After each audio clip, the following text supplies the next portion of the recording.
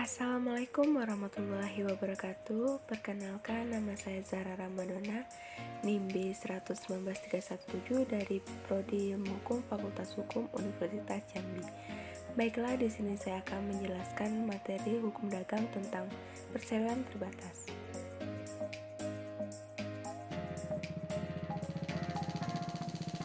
Tahukah kalian perseroan terbatas itu apa? Perseroan terbatas juga dikenal dengan PT, merupakan suatu persekutuan yang didirikan berdasarkan usaha yang memiliki modal terdiri dari saham-saham yang pemiliknya memiliki bagian sebanyak saham yang dimilikinya.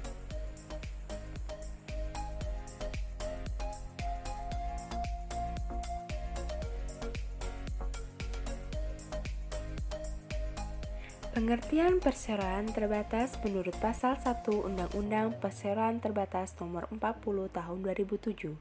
Pengertian perseroan terbatas atau perseroan adalah badan hukum yang merupakan persekutuan modal didirikan berdasarkan perjanjian melakukan kegiatan usaha dan modal dasar yang seluruhnya terbagi dalam usaha dan memenuhi persyaratan yang diterapkan dalam undang-undang ini serta peraturan pelaksanaannya.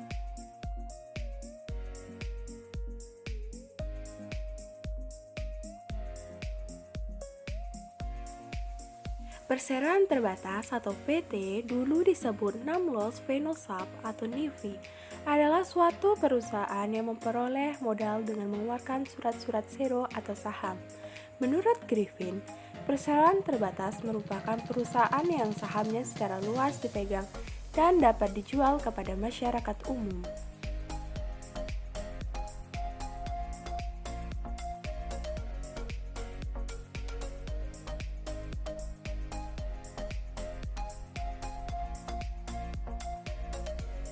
Dasar-dasar hukum perseroan terbatas, yaitu Undang-Undang Nomor 40 Tahun 2007 tentang Perseroan Terbatas, berlaku sejak diundangkan yaitu tanggal 16 Agustus 2007, menggantikan Undang-Undang Nomor 1 Tahun 1995 tentang Perseroan Terbatas.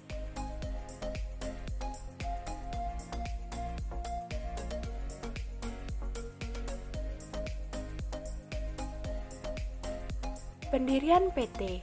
Untuk mendirikan PT harus dengan menggunakan akta resmi atau akta yang dibuat oleh notaris yang di dalamnya dicantumkan nama lain dari perseroan terbatas, modal, bidang usaha, alamat perusahaan, dan lain-lain.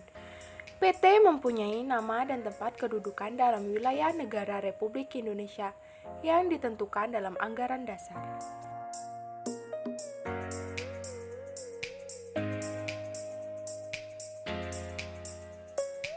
PT mempunyai alamat lengkap sesuai dengan tempat kedudukannya. PT didirikan 2 orang atau lebih dengan akta notaris yang dibuat dalam bahasa Indonesia.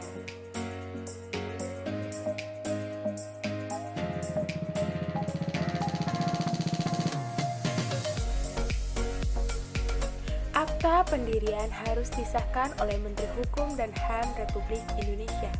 Akta pendirian yang telah disahkan tersebut didaftarkan dalam daftar perseroan yang diselenggarakan oleh Menteri Hukum dan HAM Republik Indonesia. Akta pendirian yang telah disahkan dan didaftarkan tersebut selanjutnya diumumkan dalam tambahan berita negara Republik Indonesia. Syarat umum pendirian perseroan terbatas atau PT. 1. Fotokopi kartu tanda penduduk atau KTP memiliki saham dan pengurus dengan masing-masing minimal sebanyak 2 orang. 2. Fotokopi kartu keluarga atau KK direktur atau penanggung jawab perusahaan. 3. Foto berwarna milik penanggung jawab perusahaan ukuran 3x4 cm sebanyak 2 lembar. 4. Nomor pokok wajib pajak atau NPWP penanggung jawab perusahaan.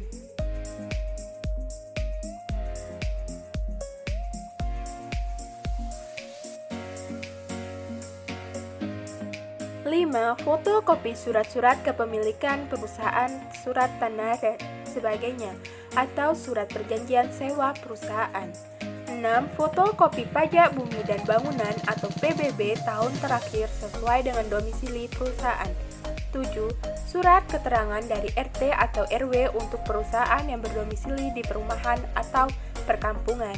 8. Surat keterangan domisili dari pengelola gedung jika perusahaan berdomisili di sebuah gedung perkantoran.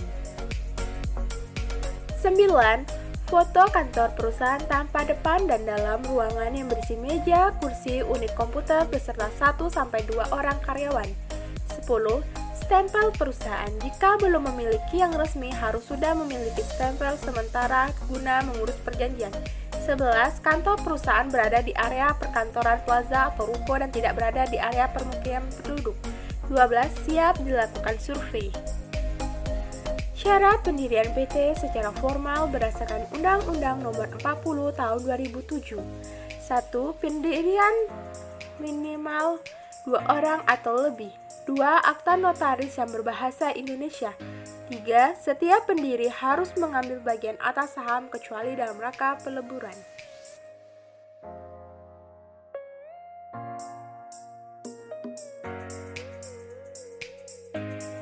4.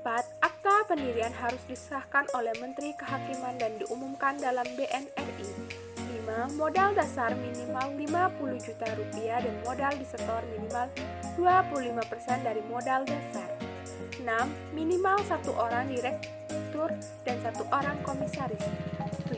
Pemegang saham harus WNI atau badan hukum yang didirikan menurut hukum Indonesia kecuali PT PMA.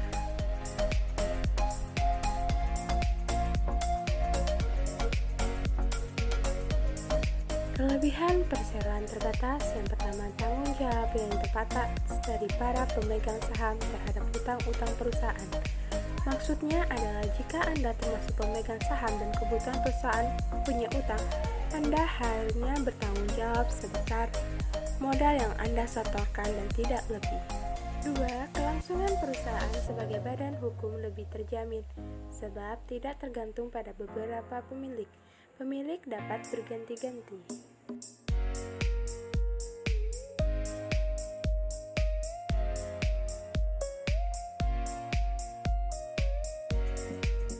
3. Mudah untuk memindahkan hak milik dengan menjual saham kepada orang lain. 4. Mudah memperoleh tambahan modal untuk memperluas volume usahanya, misalnya dengan mengeluarkan saham baru. 5. Manajemen dan spesialisasinya memungkinkan pengelolaan sumber-sumber modal untuk itu secara efisien. Jadi, jika Anda mempunyai manajer tidak cakap, Anda bisa ganti dengan yang lebih cakap.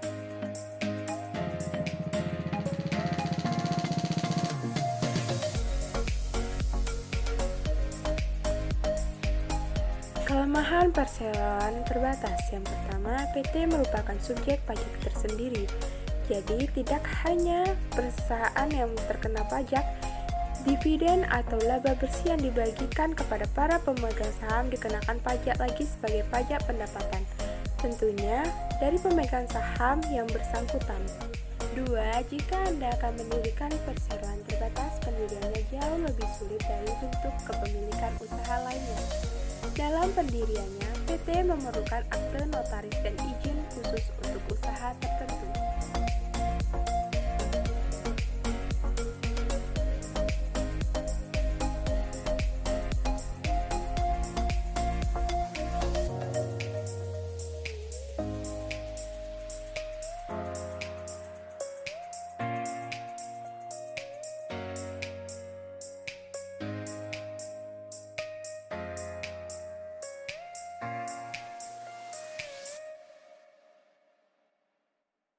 Tiga, biaya pembentukannya relatif tinggi.